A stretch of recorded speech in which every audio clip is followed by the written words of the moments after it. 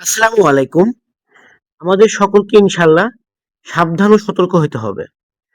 কেননা বর্তমানে যে পরিস্থিতি, আল্লাহ পাকের অশেষ রহমতে আমাদের চারিদিকে আশেপাশে অঞ্চল ভেদে বিভিন্ন স্থানে প্রচুর পরিমাণে বৃষ্টিপাত হচ্ছে। যার দরুন আমাদের এই ঘাসের জমিগুলোর ঘাস এখন প্রচুর পরিমাণে বৃদ্ধি পাচ্ছে ইনশাআল্লাহ। তো ঘাসগুলো দেখতে মাশাআল্লাহ অনেক সুন্দর, অনেক সতেজ হচ্ছে। যেটা দেখে অনেক পশু প্রাণী পালনকারী অনেকেই করছে কি এই ঘাসগুলো তার প্রাণীকে খাবার হিসেবে দিচ্ছে। আর এখানেই হচ্ছে বড় বিপত্তি। কারণ এই ঘাসগুলা অধিক কম সময়ে এত পরিমাণ গ্রোথ হওয়ার পিছনে রয়েছে এই জমিতে থাকা বিদ্যমান নাইট্রেট।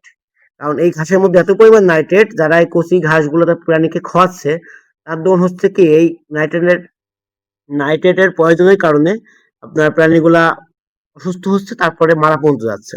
তো সেক্ষেত্রে আমাদের সাবধানতা অবলম্বন করতে হবে এবং এই যে কচি ঘাসগুলো আছে এইগুলা আপাতত গরুকে খাওয়ানো বন্ধ রাখতে হবে।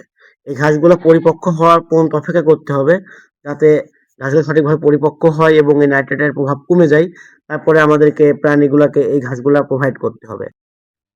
না হলে আমাদের এই ছোট ছোট স্বপ্নগুলা স্বপ্নই থেকে যাবে। তো আল্লাহ পাক আমাদের এই কঠিন অবস্থা থেকে পরিত্রাণের মাধ্যম বাতায় দেবেন ইনশাল্লাহ। তো আমরা সকলে এদিকে সচেতন হব। কোনো মাধ্যমেই এবং কোনোভাবেই আমরা এই কচি ঘাসগুলো আমাদের প্রাণীগুলাকে দিব না। মানে দিব না মানে দিব না। তো সেক্ষেত্রে আপনাদের সঙ্গে আমার আবার দেখা হচ্ছে। আমাদের সঙ্গেই থাকুন। চ্যানেলটিকে অবশ্যই সাবস্ক্রাইব করে দিবেন। আর লাইক দিবেন। আপনাদের মতামতগুলো কমেন্টে দিবেন। তো দেখা হবে আপনাদের সঙ্গে আরেকটি ভিডিওতে। তো সবাই ভালো থাকেন। খুদা হাফেজ।